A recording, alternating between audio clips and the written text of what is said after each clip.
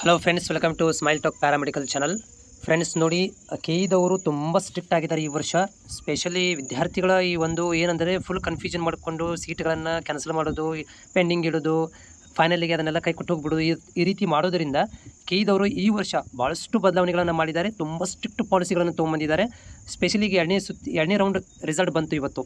ಹೌದಾ, ಎರಡನೇ ರಿಸಲ್ಟ್ ಬಂದ ತಕ್ಷಣವೇ ಅದಕ್ಕೆ ಮಾನ್ಯ ನಿರ್ದೇಶಕರು ಕೂಡ ಒಂದಷ್ಟು ಗೈಡ್ಲೈನ್ಸ್ಗಳನ್ನು ಕೂಡ ವಿಡಿಯೋ ಮುಖಾಂತರ ಮಾಹಿತಿ ಕೊಟ್ಟರು. ಜೊತೆಗೆ ಇಲ್ಲಿ ಮಾಹಿತಿಯನ್ನು ಕೂಡ ಅಪ್ಡೇಟ್ ಮಾಡಿದ್ದಾರೆ. ಎರಡನೇ ಸುತ್ತಿನಲ್ಲಿ ರಿಸಲ್ಟ್ ಬಂದಿರುವಂಥವ್ರುಗಳಿಗೆ ಒಂದು ಮಾಹಿತಿಯನ್ನು ಕೊಟ್ಟಿರುವಂಥದ್ದು. ಚಾಯ್ಸ್ 2 ಮತ್ತು ಚಾಯ್ಸ್ 3ಗಳನ್ನು ಆಯ್ಕೆ ಮಾಡಿಕೊಳ್ಳುವಂಥ ಅಭ್ಯರ್ಥಿಗಳಿಗೆ ಗೈಡ್ಲೈನ್ಸನ್ನು ರಿಲೀಸ್ ಮಾಡಿದ್ದಾರೆ. ಅದರ ಎರಡನೇ ಸುತ್ತಿನ ಫಲಿತಾಂಶದ ನಂತರ ಮೆಡಿಕಲ್ಲು ಡೆಂಟಲ್ಲು ಹೊರತುಪಡಿಸಿ ಉಳಿದ ಎಲ್ಲ ಕೋರ್ಸುಗಳಿಗೆ ಈ ಹಿಂದೆ ಇದ್ದಂತೆ ಚಾಯ್ಸ್ 1, 2, 3, 4 ನಾವು ಕೊಡ್ತಾಯಿದ್ದೀವಿ. ಹಾಗಾಗಿ ನೀವು ಏನು ಚಿಂತೆ ಮಾಡುವಂಥ ಅಗತ್ಯ ಇಲ್ಲ. ಆದರೆ ಎಲ್ಲಿ ಜಾಗರೂಕರಾಗಿರಬೇಕು ಅಂತನ್ನುವಂಥದ್ದು ಪ್ರಾಧಿಕಾರದ ವತಿಯಿಂದ ಒಂದು ವಿನಂತಿ. ನಿಮಗೆ ಚಾಯ್ಸ್ 1, 2, 3, 4 ಅಂತನ್ನುವಂಥದ್ದು ತಮಗೆಲ್ಲರಿಗೂ ಗೊತ್ತಿದೆ. ಆದರೆ ಈ ರೌಂಡಿನ ಚಾಯ್ಸ್ 1, 2, 3, 4 ಅಂತನ್ನುವಂಥ ಸೂಕ್ಷ್ಮವಾಗಿ ನಾನು ತಮಗೆ ಹೇಳಲಿಕ್ಕೆ ಇಚ್ಛೆಪಡ್ತೀನಿ. ಚಾಯ್ಸ್ 1 ತುಂಬ ಖುಷಿ ಇದೆ, ಯಾಕೆ ಡಿ ಕ್ಯಾಟಗರೈಸೇಷನ್ ಎಲ್ಲ ಆಗಿದೆ, ಕೆಲವರಿಗೆಲ್ಲ ಒಳ್ಳೆ ಸೀಟು ಸಿಕ್ಕಿರ್ಬೋದು, ನಿಮ್ಮ ಅದಕ್ಕಿಂತ ಹೈಯರ್ ಆಪ್ಷನ್ಸ್ ಇಲ್ಲದೆ ಇರ್ಬೋದು. ನಿಮ್ಮ ಒಂದು ಉದ್ದೇಶನೇ ಗುರಿನೇ ಒಂದು ಯಾವುದೋ ಕಾಲೇಜಲ್ಲಿ ಒಂದು ಸೀಟ್ ಪಡಿಬೇಕು ಅಂತಿತ್ತು, ಅದು ಈಗ ಸಿಕ್ಬಿಟ್ಟಿದೆ. ದಯಮಾಡಿ ತಾವು ಚಾಯ್ಸ್ 1 ಹಾಕಿ ಕಾಲೇಜ್ ಸೀಟ್ ಕನ್ಫರ್ಮೇಷನ್ ಚಾಯ್ಸ್ 1 ಹಾಕಿ ಹಣ ಕಟ್ಟಿ ಸೀಟ್ ಕನ್ಫರ್ಮೇಷನ್ ಸ್ಲಿಪ್ಪನ್ನು ಡೌನ್ಲೋಡ್ ಮಾಡ್ಕೊಳ್ಳಿ, ಕಾಲೇಜಿಗೆ ಹೋಗಿ ಅಡ್ಮಿಷನ್ ಆಗಿ. ಈಗ ಸಿಕ್ಕಿರುವಂಥದ್ದು ನನಗೆ ಖುಷಿ ಇದೆ. ಆದರೆ ನನ್ನ ಮೇಲಿನ ಇನ್ನೊಂದಷ್ಟು ಆಪ್ಷನ್ಗಳು ನನ್ನಲ್ಲಿದೆ. ಅವ್ರು ಯಾರಾದ್ರೂ ಬಿಟ್ಕೊಡ್ತು ಅಂತಂದರೆ ನಾನು ಆ ಕೋರ್ಸಿಗೆ ಹೋಗುವಂಥದ್ದಕ್ಕೆ ನಾನು ಇಚ್ಛೆ ಪಡ್ತೀನಿ ಅಂತ ಅನ್ನುವಂಥವ್ರು ದಯಮಾಡಿ ಚಾಯ್ಸ್ 2 ಹಾಕಿ ಆ ಕೋರ್ಸ್ ಫೀಸು ಅಂದರೆ ಚಾಯ್ಸ್ 2 ಈಗ ಯಾವ ಸೀಟ್ ಸಿಕ್ಕಿದೆ ಅದರದ್ದು ಕೋರ್ಸ್ ಫೀಸ್ ಏನಿದೆ ಆ ಕೋರ್ಸ್ ಫೀಸನ್ನು ತಾವು ಕಟ್ಟಬೇಕಾಗುತ್ತೆ. ಚಾಯ್ಸ್ 2 ಹಾಕ್ತೀರಾ, ಕೋರ್ಸ್ ಫೀಸನ್ನು ಕಟ್ತೀರಾ. ಆದರೆ ನೀವು ಕಾಲೇಜಿಗೆ ಹೋಗಿ ಅಡ್ಮಿಷನ್ ಆಗುವಂಥದ್ದಿರಲ್ಲ, ತಾವು ವೆಯ್ಟ್ ಮಾಡ್ತೀರಾ. ಚಾಯ್ಸ್ 3 ಚಾಯ್ಸ್ 3 ಎರಡನೇ ರೌಂಡಲ್ಲಿ ಕೊಡುವಂಥದ್ದು ಹೇಳಬೇಕು ಅಂತಂದರೆ ಇಂದಿನ ವರ್ಷದ ನಮ್ಮ ಅನುಭವದ ಪ್ರಕಾರ ಸೂಕ್ತ ಅಲ್ಲ.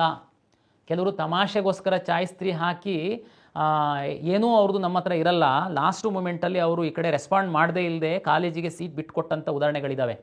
ಆದರೂ ಸಹ ನಾವು ಯಾರೋ ಕೆಲವರು ಮಾಡಿರುವಂಥದ್ದಕ್ಕೆ ಎಲ್ಲ ವಿದ್ಯಾರ್ಥಿಗಳಿಗೆ ನಾವು ಒಂದೇ ಸಮಾನವಾಗಿ ನೋಡುವಂಥದ್ದು ಸೂಕ್ತ ಅಲ್ಲ ಅಂತ ಅಂದ್ಕೊಂಡು ಚಾಯ್ಸ್ 3 ಸಹ ಕೊಡ್ತಾಯಿದ್ದೀವಿ. ಆದರೆ 10,000 ರೂಪೀಸ್ ಕಾಶನ್ ಡೆಪಾಸಿಟ್ ಕಟ್ಟಿ ಅಂತ ನಾನು ರಿಕ್ವೆಸ್ಟ್ ಮಾಡ್ತಾಯಿದ್ದೀನಿ. ಚಾಯ್ಸ್ 3 ಯಾರು ಹಾಕ್ತೀರಾ ಕಾಶನ್ ಡೆಪಾಸಿಟ್ ತಾವು ಕಟ್ಟಬೇಕು. ಚಾಯ್ಸ್ 1 ಹಾಕಿರೋರು ನಮ್ಮ ಲಿಸ್ಟಿಂದ ಹೊರಗಡೆ ಹೋಗಿರ್ತಾರೆ. ಚಾಯ್ಸ್ 2 ಹಾಕಿರುವಂಥವ್ರು ನೆಕ್ಸ್ಟು ಅಪ್ಗ್ರೇಡ್ ಆಗಲಿಲ್ಲ ಅಂತಂದರೆ ಆ ಸೀಟಿಗೆ ತಾವು ಹೋಗಿ ಅಡ್ಮಿಷನ್ ಆಗಲೇಬೇಕು. ಆವಾಗ ಯಾವುದೂ ಅವಕಾಶ ಇರಲ್ಲ ತಮಗೆ ಬಿಟ್ಕೊಡೋದಕ್ಕೆ. ಇಲ್ಲ ಅಂತಂದರೆ ನೀವು course fees plus 5 times penalty ಕಟ್ಟಿ ಸೀಟನ್ನು ಕ್ಯಾನ್ಸಲ್ ಮಾಡ್ಕೊಳ್ಳುವಂಥ ಪನಿಷ್ಮೆಂಟ್ ಇದೆ. ಚಾಯ್ಸ್ 3 ಹಾಕಿರೋರೆ 10,000 ಕಟ್ಟನ? ನೋ, 10,000 ಕಾಶನ್ ಡೆಪಾಸಿಟ್ ಕಟ್ಟುವಂಥದ್ರ ಜೊತೆಗೆ ಚಾಯ್ಸ್ 3 ಅವರು ಚಾಯ್ಸ್ 3 ಅಂದ್ರೇನು, ಈಗ ನಿಮಗೆ ಸಿಕ್ಕಿರುವಂಥದ್ದು ನಿಮ್ಮ ಖಾತೆಯಿಂದ ಸೀಟು ಬಿಟ್ಟು ಹೋಗುತ್ತೆ, ಉಳಿದಂಥ ಎಲ್ಲ ಆಪ್ಷನ್ಸ್ಗಳಿರುತ್ತೆ. 10,000 ಕೊಟ್ಬಿಟ್ಟು ಸುಮ್ಮನೆ ಕೂರುವಂಥದ್ದಲ್ಲ. ನೀವು ನೆಕ್ಸ್ಟ್ ರೌಂಡಲ್ಲಿ ಕಂಪಲ್ಸರಿ ಅಡ್ಮಿಷನ್ಸ್ ಇದೆ. ಹಾಗಾಗಿ ಚಾಯ್ಸ್ 3 ಹಾಕಿ 10,000 ಕೊಟ್ಟ ಮಾತ್ರಕ್ಕೆ ನೀವು ಸೇಫ್ ಅಂತಲ್ಲ. ತಾವು ದಯಮಾಡಿ ನಿಮ್ಮ ಲಾಗಿನ್ ಒಳಗಡೆ ಇರುವಂತಹ ಎಲ್ಲ ಆಪ್ಷನ್ಗಳನ್ನ ತಾವು ಪರಿಶೀಲನೆ ಮಾಡಿ. ನಿಮಗೆ ನಿಜವಾಗೂ ಈ ಕಾಲೇಜು ಸಿಕ್ಕಿದರೆ ಮಾತ್ರ ನಾನು ಹೋಗ್ತೀನಿ ಅನ್ನುವಂಥದ್ದನ್ನು ಖಾತ್ರಿಪಡಿಸ್ಕೊಂಡು ಅಂಥ ಕಾಲೇಜುಗಳನ್ನು ಮಾತ್ರ ತಮ್ಮ ಖಾತೆ ಒಳಗಡೆ ಲಾಗಿನ್ ಒಳಗಡೆ ಇಟ್ಕೊಳ್ಳಿ. ಸುಮ್ಮನೆ ಚಾಯ್ಸ್ 3 ಹಾಕ್ಬಿಟ್ಟು 10,000 ಕೊಟ್ಟು ನೀವು ಯಾವುದೋ ಫಸ್ಟ್ ರೌಂಡಲ್ಲಿ ಹಾಕಿರುವಂಥ ಎಷ್ಟೋ ಕಾಲೇಜುಗಳು ಇಷ್ಟ ಇದೆ ಇಷ್ಟ ಇಲ್ದಿರೋವೆಲ್ಲ ಇರ್ತವೆ. ನಮ್ಮ ಸಿಸ್ಟಮಿಗೆ ಏನು ಗೊತ್ತಾಗುತ್ತೆ, ನೀವು ಹಾಕಿರೋ ಆಪ್ಷನ್ ಮೇಲೆ ಪ್ರಿಯಾರಿಟಿ ಮೇಲೆ ಅಲರ್ಟ್ ಮಾಡ್ತೀವಿ. ಥರ್ಡ್ ರೌಂಡಿಗೆ ಬಂದಾಗ ನನಗೆ ಅದೂ ಇಷ್ಟ ಇಲ್ಲ ಅಂತಂದರೆ 10,000 ರೂಪಾಯಿ ಫೋರ್ಫಿಟ್ ಮಾಡ್ತೀವಿ. ಜೊತೆಗೆ ನಿಮ್ಮದು ಆ course fees plus 5 times penalty ಹಾಕ್ತೀವಿ.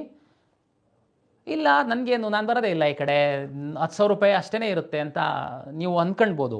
ಆದರೆ ನೀವು ಎಲ್ಲೂ ಹೋಗ್ಲಿಕ್ಕಾಗಲ್ಲ ಕರ್ನಾಟಕ ಪರೀಕ್ಷಾ ಪ್ರಾಧಿಕಾರ ಬಿಟ್ಟು.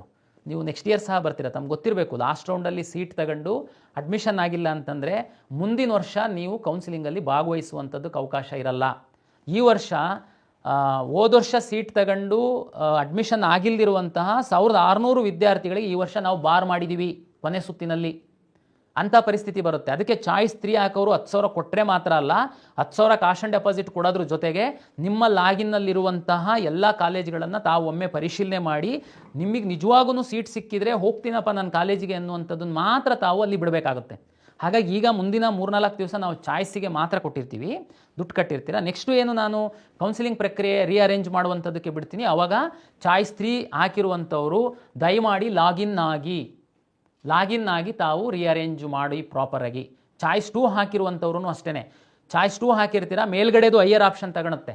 ಮೇಲ್ಗಡೆ ನಿಮಗೆ ಯಾವುದಾದ್ರೂ ಇಷ್ಟ ಇಲ್ಲ ಅಂತಂದರೆ, ಈಗ ಸಿಕ್ಕಿರೋ ಕಾಲೇಜ್ಗಿಂತನೂ ಸ್ವಲ್ಪ ಅದು ವೀಕ್ ಇದೆ, ನನಗೆ ಆಸಕ್ತಿ ಇಲ್ಲ ಅಂತಂದರೆ ದಯಮಾಡಿ ತಾವು ಡಿಲೀಟ್ ಮಾಡೋದಕ್ಕೆ ಅವಕಾಶ ಇರುತ್ತೆ.